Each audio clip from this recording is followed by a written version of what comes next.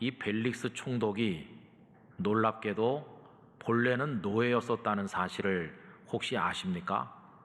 그는 비참한 노예였었는데 총독이 된 인물입니다. 그런데 이 사람은 그 주인의 환심을 사서 해방이 되었고 자유민이 되었습니다.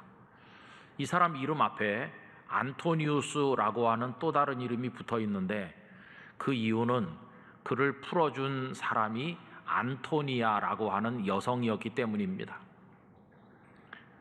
그의 주인이었던 이 안토니아라는 여성이 누구인가 하면 나중에 로마의 황제가 된 글라우디아의 어머니입니다.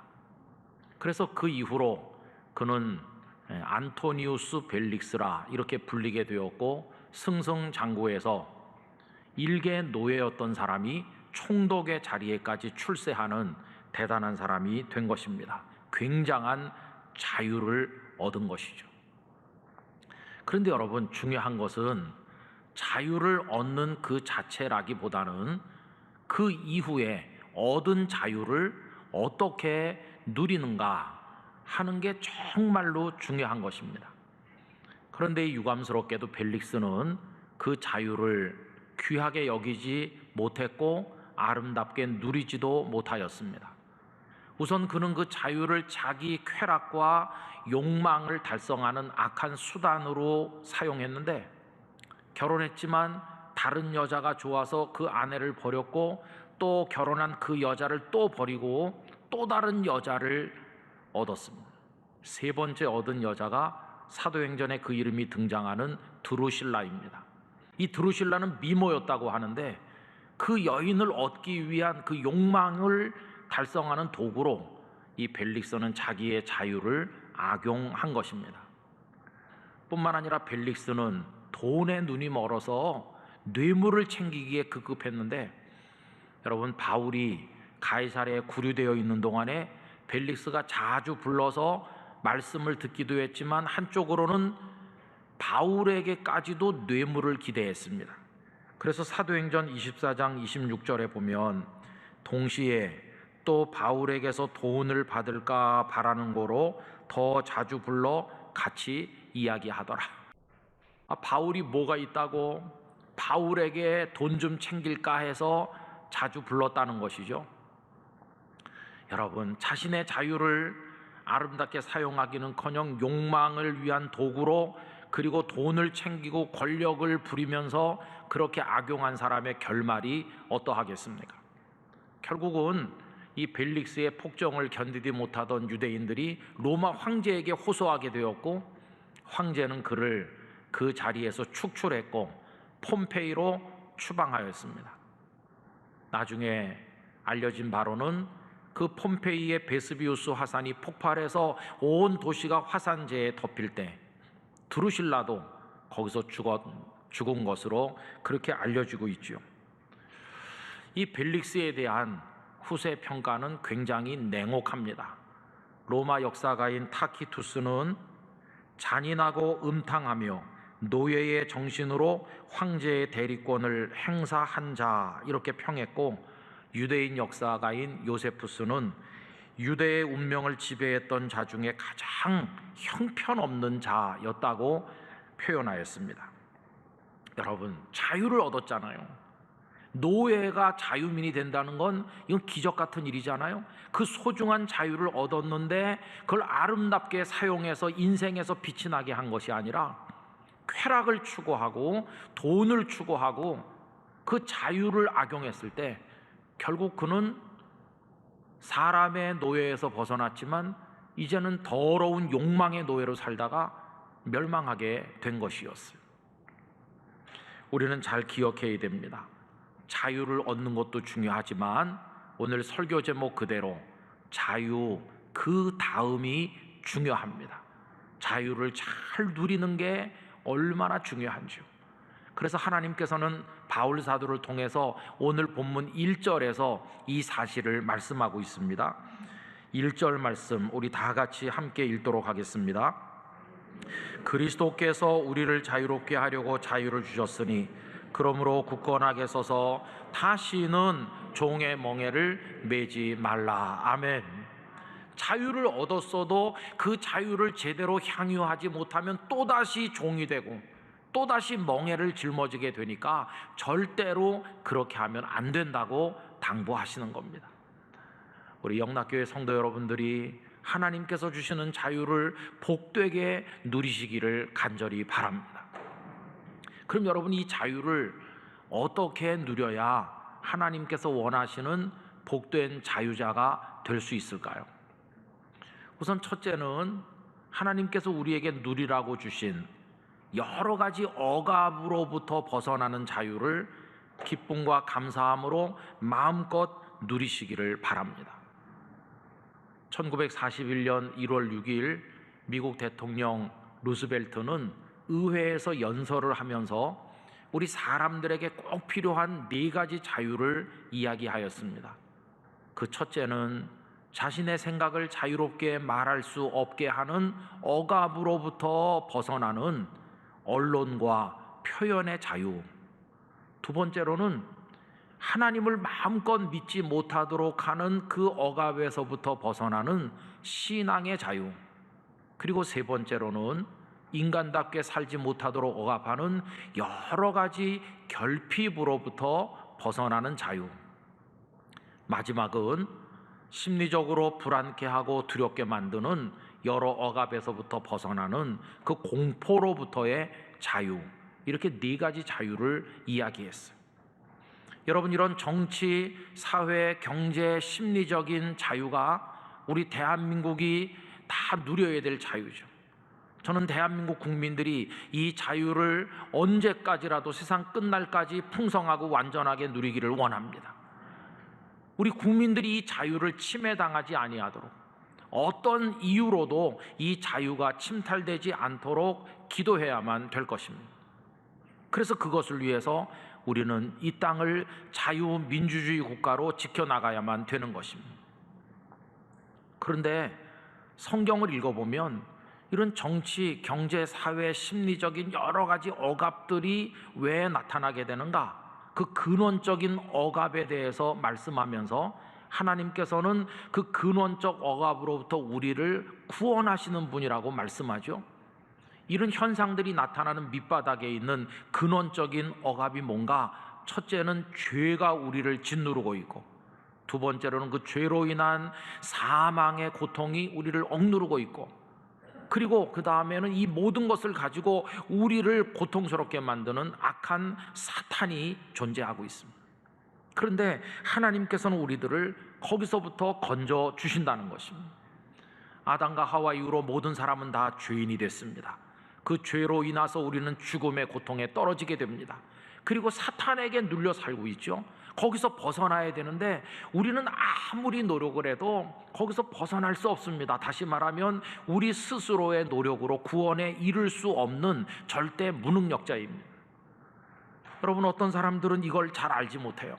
그래서 자신이 노력을 하고 애를 쓰면 뭔가 할 수 있을 것처럼 생각을 하면서 인간의 가능성을 믿는 인본주의자들이 있는데, 이들이 바로 율법주의자가 되는 것입니다.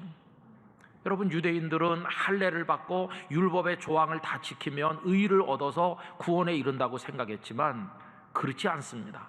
율법 조항을 들여다볼 때마다 너는 이것도 어겼고 저것도 범했기 때문에 죄인이라고 하는 사실만 우리에게 각인시켜 줄 뿐이지 그것을 통해 구원에 이를 사람은 아무도 없는 것입니다. 그래서 로마서 3장 10절은 이방인은 말할 것도 없고 율법을 철저히 지킨다고 자부하는 유대인까지 다 포함해도 의인은 한 사람도 없다. 스스로 구원에 이를 사람은 한 사람도 없다고 선언하고 있습니다. 여러분, 그러면 이 죄로부터, 사망으로부터, 사탄의 손에서부터 벗어나 구원받을 수 있는 길은 무엇인가? 딱 하나밖에 없는데 하나님의 은혜로만 되는 것입니다. 하나님의 은혜만이 우리를 구원하는 것입니다. 하나님께서는 독생자 예수님을 이 땅에 보내시고 예수님은 십자가와 부활을 통해서 생명의 길, 구원의 길을 열어놓으셨고 그것을 믿는 자는 누구든지 멸망에 이르지 아니하고 구원 얻도록 우리에게 길을 열어 주셨습니다. 하나님께서는 예수님 안에 구원의 은혜를 가득 담아 선물로 우리에게 보내주셨고, 그분을 믿는 자는 구원을 얻게 하여 주신 것입니다. 이거밖에는 구원의 길이 없습니다. 이 바울 사도가 갈라디아서를 쓰면서 가슴이 터질 만큼 답답한 이유는 뭐냐 하면, 이 은혜의 복음으로 구원을 받은 사람들이 어찌 된 일인지 다시 자꾸 옛날로 돌아가려고 하는 걸 볼 때 너무도 안타까워서 이 갈라디아서를 기록한 것입니다. 은혜로 구원받았으면 기뻐하고 감사하면서 성도답게 살면 되는데, 어떤 이들이 예수님만 믿어서 구원받는 거 조금 이상하지 않느냐, 아무것도 한 것도 없이 거저 받는 거 죄송하기도 하고 뭔가 부족해 보이지 않느냐, 사람들이 흔들렸어요.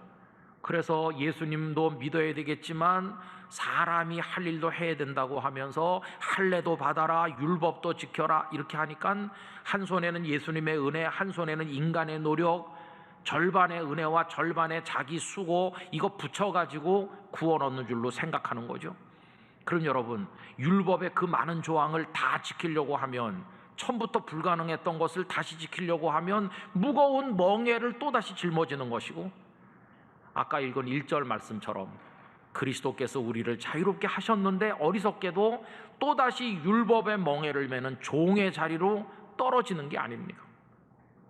그래서 바울은 오늘 말씀 속에서 그렇게 해가지고는 안 된다는 걸 경고하고 있는 거죠. 여러분, 오늘 말씀 2절에서 4절까지를 보시기 바랍니다. 보라, 나 바울은 너희에게 말하노니 너희가 만일 할례를 받으면 그리스도께서 너희에게 아무 유익이 없으리라. 내가 할례를 받는 각 사람에게 다시 증언하노니 그는 율법 전체를 행할 의무를 가진 자라. 율법 안에서 의롭다함을 얻으려 하는 너희는 그리스도에게서 끊어지고 은혜에서 떨어진 자로다. 이렇게 말씀하셨어요. 여러분, 스스로 노력을 해야 된다고 생각하는 사람들은요, 이 하나님의 구원이 얼마나 값지고 놀라운 것인지를 모르는 사람들이죠. 그냥 어느 정도 내가 노력하면 손에 넣을 수도 있는 것처럼 생각하기 때문에 그런 생각을 하는 거죠. 아예 애초부터 내 노력으로 닿을 수 없는 곳에 있다는 걸 알면 이런 어리석은 시도는 하지 않을 게 아니겠어요. 하나님의 구원은 노력으로 닿을 수 있는 데 있는 게 아닙니다. 예수님의 십자가를 통해 우리 죄를 씻으시고 형벌을 담당하시고 부활을 통해 죽음에서 생명으로 옮기시고 하나님의 나라로 우리를 인도하시고 사탄의 손에서 건져 아버지 하나님의 아들과 딸이 되게 하셨잖아요. 이게 우리 노력으로 될 수 있는 게 아니거든요.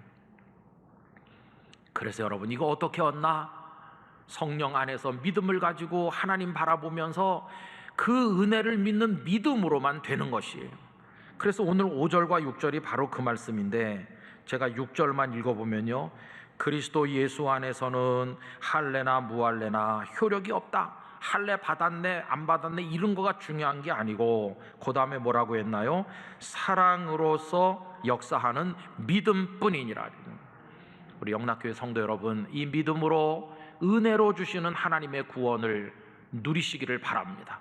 죄의 억압으로부터 벗어나시고 죽음의 억압으로부터 해방되시고 사탄의 손에서 벗어나셔서 완전한 하나님의 자녀로 자유를 누리시기를 바라는 것입니다.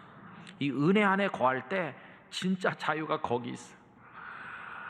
우리가 은혜로 살지만 우리라고 완벽하게 살진 않지 않습니까? 우리도 범죄하고 또 실망하죠. 넘어지죠.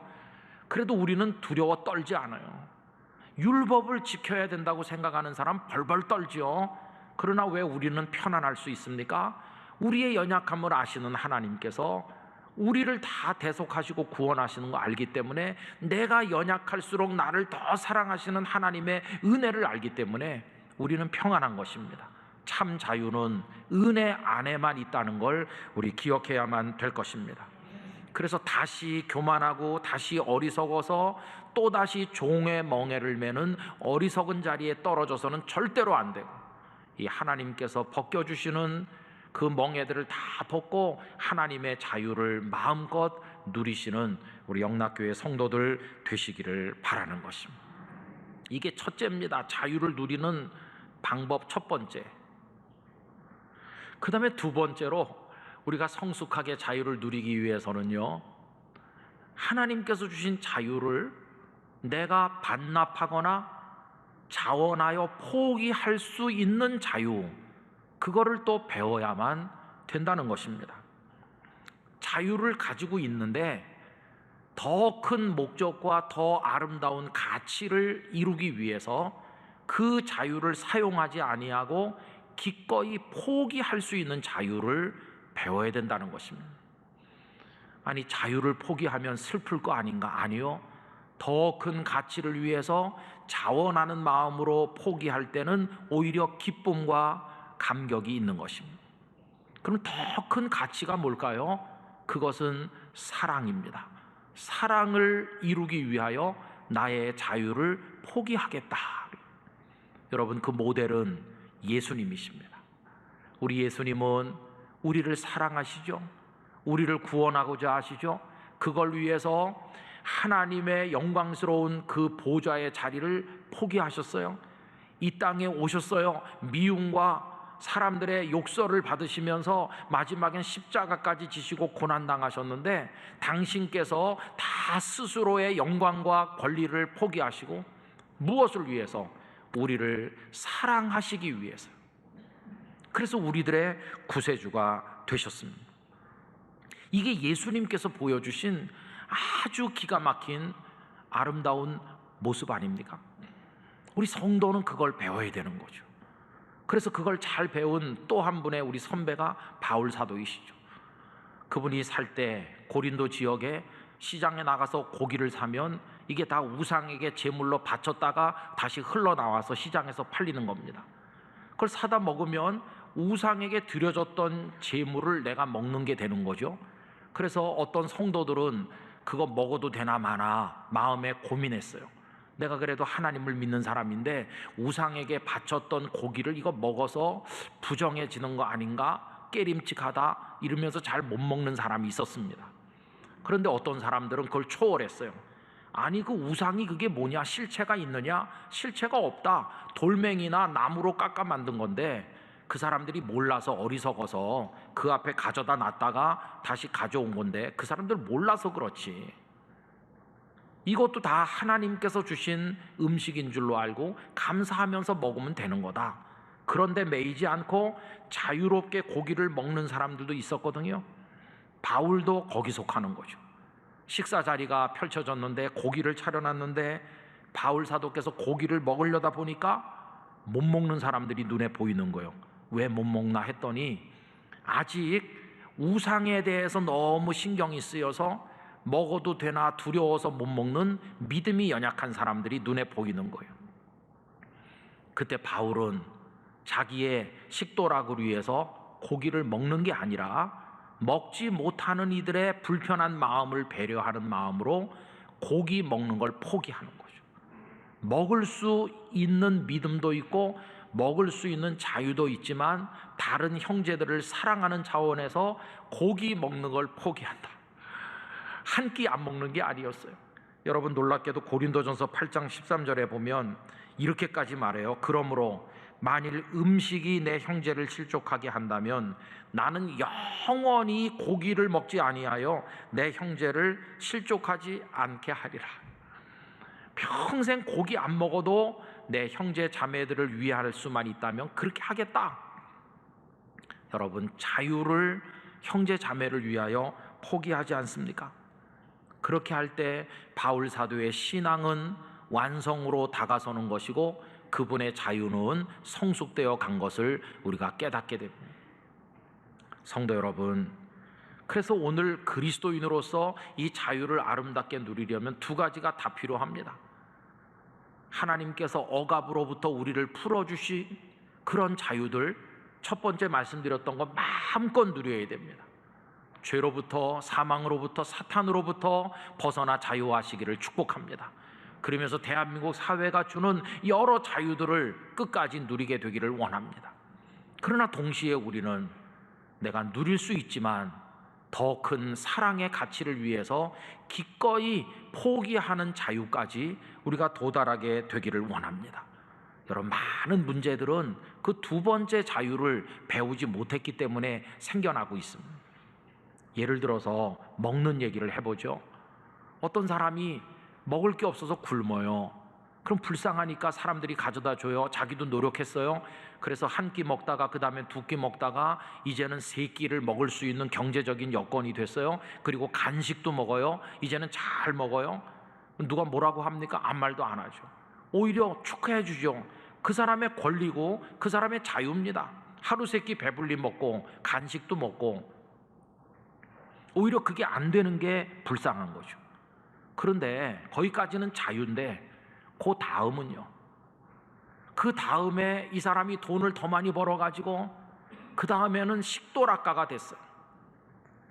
아주 고급진 음식을 찾아다니고 산에 진미를 차려놓고 매일같이 먹어요. 근데 그때는 그게 건강이나 배고픔을 면하기 위해서 먹는 게 아니라 먹기 위해서 먹는 게 되니까 그건 자유가 아니라 죄악이 되는 것이.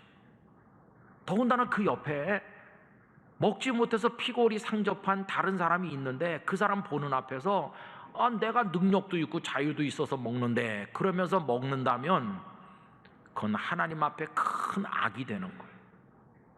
그때 이 사람이 배워야 될 자유가 뭡니까? 차려놓고 먹을 수 있는 자유도 있고 경제적 능력도 있지만 이 불쌍한 형제를 사랑하기 위하여 반찬 가짓수를 줄이고 때로는 세 끼 먹을 거 두 끼만 먹고 간식을 포기해서라도 이 형제 자매와 같이 먹을 수 있게 되는 거, 이게 그 두 번째 자유죠. 자기 자유를, 하나님의 뜻을 이루기 위해서 형제 자매를 사랑하기 위해서 기쁨으로 포기하는 그 자유, 이 자유가 하나님께서 우리에게 요구하시는 것임을 기억해야만 될 것입니다. 여러분, 그런 자유에까지 우리가 도달하게 되기를 간절히 원하는 것입니다. 그래서 기쁨으로 배고픔의 노예가 되는 것이요, 내가 배고파서 이 사람이 먹는다면, 그래서 같이 배가 어느 정도 채워지도록 산다면 나는 기쁘다. 그걸 우리 성도들은 훈련해야만 된다는 것입니다. 오늘 광복절입니다. 그러나 슬픈 광복절입니다. 감사하고 기쁜 거야 말할 수도 없죠. 여러분, 이거 광복은 거저 얻은 게 아닙니다. 꿈같이 주신 것입니다. 아까 교동문에서도 읽었지만 시편 126편 1절 2절, 여호와께서 시온의 포로를 돌려보내실 때에 우리는 꿈꾸는 것 같았다. 여러분, 이거 꿈인가 생신가 할 만큼 하나님이 거저 주신 은혜입니다. 그때 우리 입에는 웃음이 가득하고 우리 혀에는 찬양이 찼었도다. 그때 문나라 가운데서 말하기를 여호와께서 그들을 위하여 큰 일을 행하셨다 하였도다. 하나님께서 큰 일을 행하시고 역사의 물줄기를 돌려서 우리를 해방시켜 주신 것이, 신사참배해야 되고 강제징용에 끌려가면서 수탈당하고 억압당했는데 거기서 벗어나서 만세 부르고 자유롭게 살도록 이 놀라운 해방, 자유, 이거 하나님 주셨어요. 그런데 우리가 슬프다고 하는 것은 우리는 그 이후에, 광복 그 이후, 자유를 얻은 그 이후에 이 자유를 제대로 사용하지 못했어요. 두 번째 자유를 우리는 배우지 못했어요. 다 내 자유인데, 내 맘대로 하는데 당신이 무슨 상관이냐, 이런 식으로 하면서 자기 욕망을 분출하는 수단으로 자유를 주장하니까, 다 자기 욕망, 자기 생각 이렇게 쏟아놓으니까 곳곳에서 충돌하면서 급기야는 전쟁도 일어나고, 지금까지도 우리 사회는 곳곳에 갈등이 골마 터지고 서로 충돌하는 일이 얼마나 많은지. 결국 왜 그럴까요? 더 큰 선과 가치를 위하여 자기의 자유를 포기할 줄 아는 그 두 번째 자유를 우리 국민들, 우리 자신이 배우지 못해서 그렇습니다.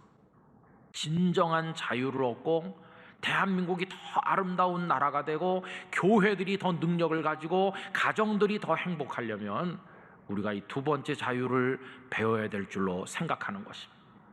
말할 수 있는 자유가 있지만 때로는 기꺼이 침묵하고, 더 먹을 수 있는 자유가 있지만 때로는 기꺼이 굶기도 하고, 더 가질 수 있는 자유가 있지만 기꺼이 가진 것을 내주기도 하고, 하기 싫어서 안 할 자유도 있지만 대의를 위해서 기꺼이 협력하기도 하는 그런 성숙된 자유가 우리에게 필요한 것입니다.